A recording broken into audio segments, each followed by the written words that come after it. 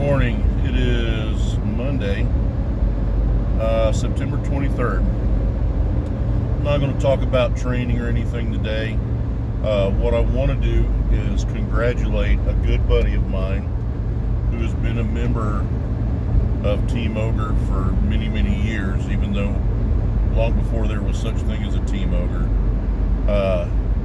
I'll try to make this as brief as I can, but give you as much history as possible. Early on in my meet directing, I want to say it was 2003.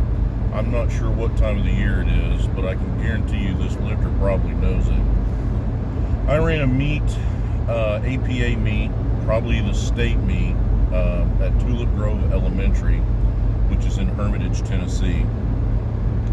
And this was when the group was really young, the training group that ultimately has become what my morning crew, Team Ogre, is. And I got an email just out of the blue from a guy. A buddy of mine, John Magger, was helping us with the website. He took a bunch of pictures and he put them on the website for me. And so this guy emails me, says he's interested in powerlifting, goes to one of my pictures and says, I'm such and such guy with my pal in X row, whatever. You know, and at first I was like, all right, this is kind of a weird email. I'm not really sure where this is headed. But I read on, and ultimately I was able to glean from the email and the line of questions that this was someone that was looking to get started in powerlifting.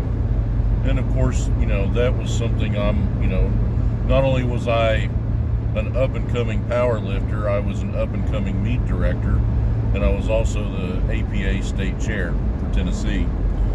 So once I started asking some questions, we exchanged several emails, and I went to his gym, which was a gym I was familiar with, and set him up with some equipment. Back then there was no Raw. Everybody had equipment, and it was extra stuff that I had, and got him started. And that is how the Cheese, I don't know if they called him Cheese before that, but that's how Frank Phillips and I became acquainted. And Frank, over the years, has shown up for meets. He's traveled for meets. He helped me get meets running at the gym that he was at. We ran a bunch of meets. The Holiday Classic, that was a really big meet around here for a long, long time, was held at that gym. And so there's a lot of history. So why this is important, 16 years ago, a guy reached out to another local guy looking to get some help. And there's several reasons why that is important. One, I'm not going to go into Frank's reasons why. He knows that I know why. I will put it to you this way. This is what I'll share with you. Frank reached out to someone else, not in powerlifting. This was in bodybuilding. And in no way, shape, or form am I casting a bad light on bodybuilding.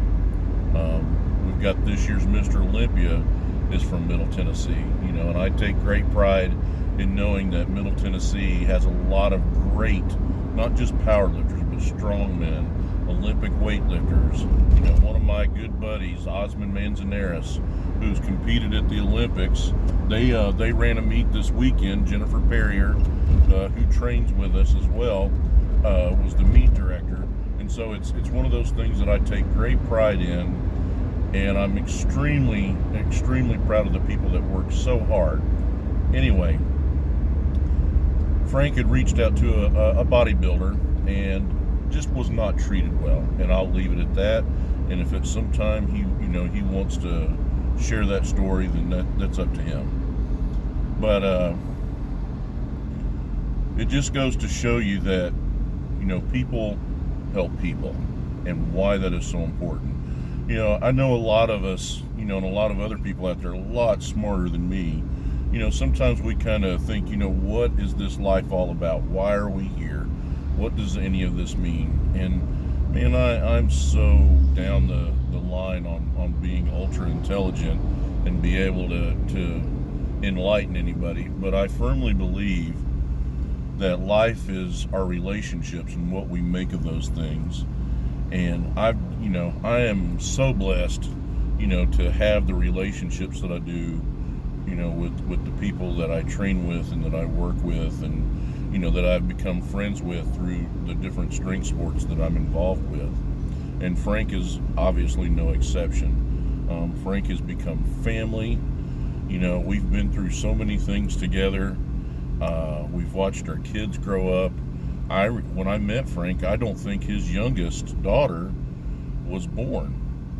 If I remember correctly, the first meet that I did, Hannah was crawling around the gym floor. And, obviously, if you know Frank, you've seen the pictures of his beautiful daughter, who is growing up into such a wonderful and beautiful young lady.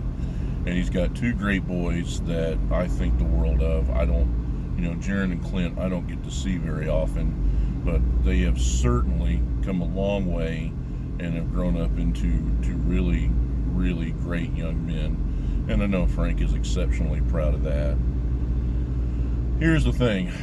I'm ultra proud of Frank. I mean, he goes to the SPF Worlds. He travels. He's going through a period that's a rough patch.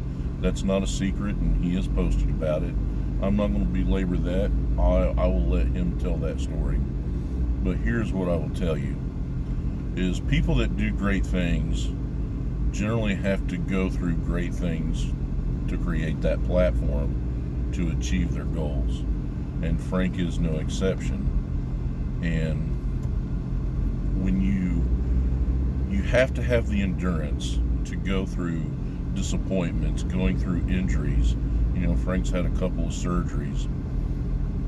There's just all a myriad of things, again, that I don't want to be too long-winded, but you have to have the endurance and the want and the desire to just keep coming back, rehabbing things, practicing things, changing equipment, tweaking things, and early on I helped Frank with structure in his training, and here and there he's either trained with us or he's come to my gym and worked with some of his crew.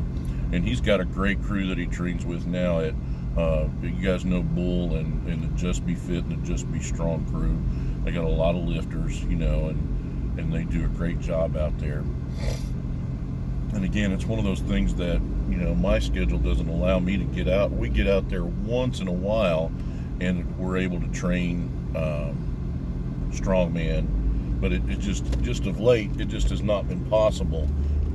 Just like Bull's schedule, mine is just packed. So it's great that we have such a close-knit community, and people have great places to train and great people to train with. The thing that I'm most proud of, and I told Frank this, but I think it bears repeating and where people can hear this. We're both, Frank and I are now, I think Frank is 50, I'm 54. And truly, you're in a position now where the road ahead of you is a lot less than the road behind you, and the men that we both used to be in our 30s and even 40s, the game changes. Seemingly, it did for me, especially when I turned 50. And to continue to do it at this point is you have to have a huge desire, and it's not enough to want to do it. You got to need to do it, especially at the level that Frank's lifting at. To go through the frustration, trust me, I have been doing Frank's programming for his last two meets, and he will probably tell you that I do some things that are a little unorthodox, so would the rest of the people that I coach, but that I was also pushing him. There's some areas that he needs to bring, up to a certain level, and my expectation is that he would do it. That's why he came to me, and that's my expectation, and he certainly has met that. So, but the big thing, the thing that I'm most proud is not, it's great that he won. It's great that he broke some world records, You know, it's great that he's going to add some really cool trophies. They look like ninja swords, and which is great. It's cool. I mean, those are the things that are really, really cool. And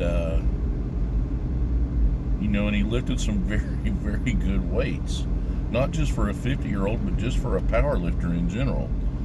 But the thing that I am most proud of is the effort. I, know the things that he's gone through, what he's going through, and it's in a lot of situations, a lot of people would have bowed out, and I don't think that necessarily would have been unjustified. You know, there's a point where it's like, man, enough is enough. I'm taking it on the chin here. You know, and the guy just won't stop. You know, he's going to dig in. He says he's going to do something, and he's going to do it until he gets it done, and he's going to follow through, come what may, and the chips fall where they may. And I got nothing but love and admiration and respect for that. So I will close with this tribute, so to speak, with Frank, that I appreciate the trust and the belief in what I do and the things that I've taught you. And I hope that you feel burdened, not for me.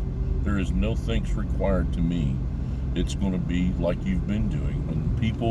When the young people come to you, or even an older person that's new to the sport, and they come to you for help, two things to remember. Remember when the guy was not kind to you and how that made you feel.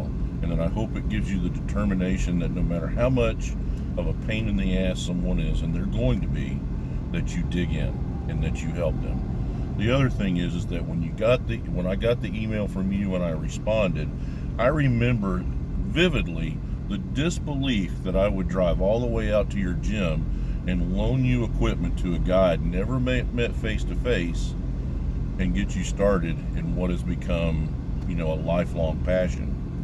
And those are the things, that's why we're here. That to me is why we're on this planet. And I hope that you feel burdened to not only continue helping people, but whatever it is that you can do within the sport, I hope you will continue lifting. I hope you will continue training and inspiring people and being the thorn in the side of the young people to go, hey, when you think you're great, well, let me strap it on and we're going to find out how great you are. And those are the things that I respect and admire. So congratulations. I'm super pumped for you and super proud. And I'm also looking forward to what comes next. All right, congratulations, buddy. Thanks for listening, everybody.